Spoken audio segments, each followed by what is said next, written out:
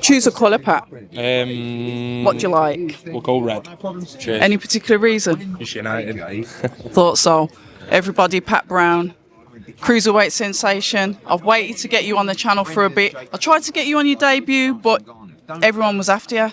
Talk to us about the journey so far, Pat. Yeah, it's unbelievable. Obviously, I've had the backing of Matchroom and Eddie and stuff. It's every fighter's dream to, get put out in the limelight like I have.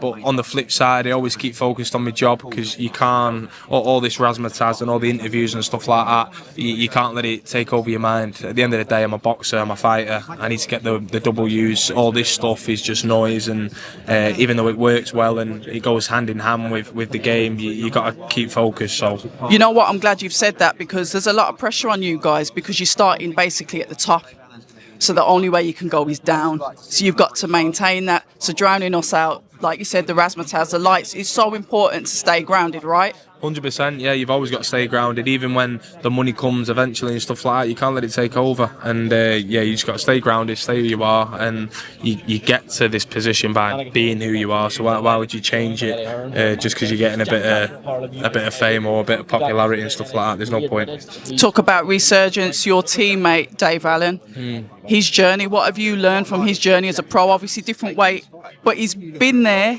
he's dipped off and he's come back. What have you learned from that, Pat? Yeah, it's crazy really, because Dave, obviously he's been around the pro game forever really. Everyone knows Dave Allen, and it just goes to show that it don't matter how many setbacks you have, you can always bounce back. And obviously, I think people as well, since he's been moving to the Manchester gym with Jamie and Nigel, he's training hard for fights. So everyone's seeing a different Dave Allen, which is obviously entertaining. And yeah, I'm excited for it. And it's great. He's great to have around in the gym. And yeah, he's taught me a few bits and bobs in terms of like the naughty stuff for the pro game.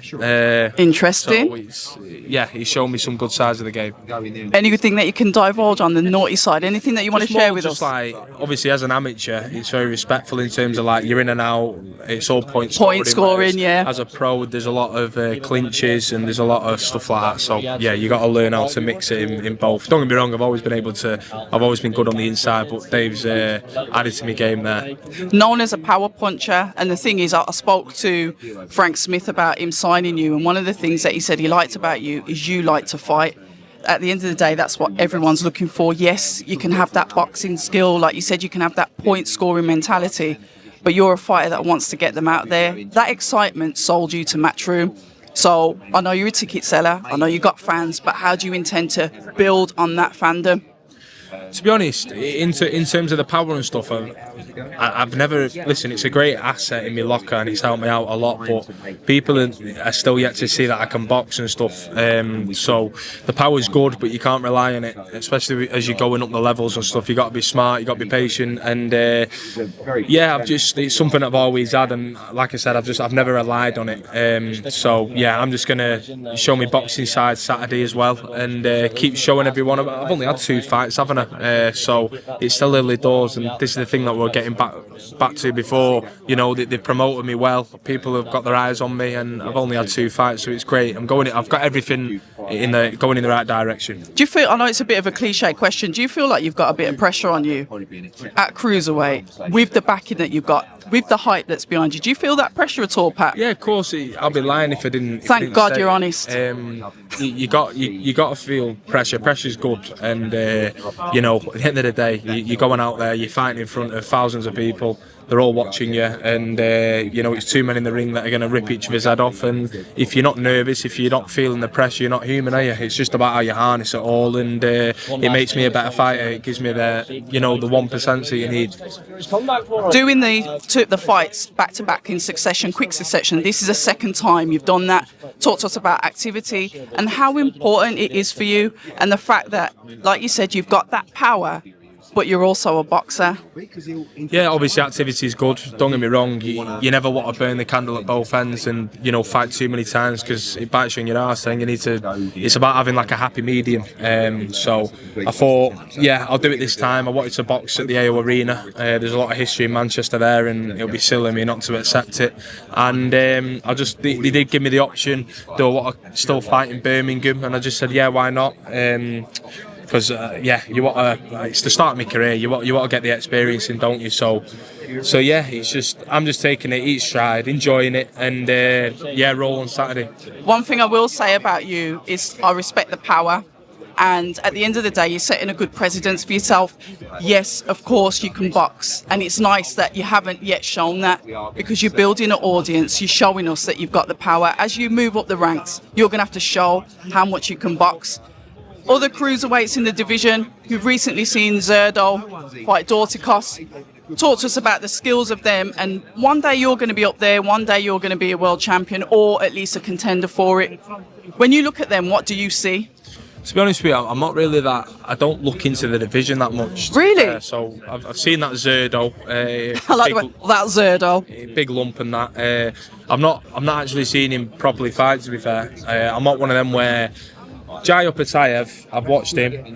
He's good. He's light on his feet. He's got power as well, and yeah, he's a great fighter. But in terms of like where I'm at the minute, I'm just taking one step at a time. I like focus on who's in front of me. I study them, and eventually, when I get to that point, that's when I'll lock into the likes of Zerdo if I'm fighting him, or whoever they put at me. And that's not me being disrespectful. That's just the way I rock and roll. I'm not really. I don't overthink too much stuff. I kind of just focus on myself. Focus on my own style. Procrastinating is dangerous anyway.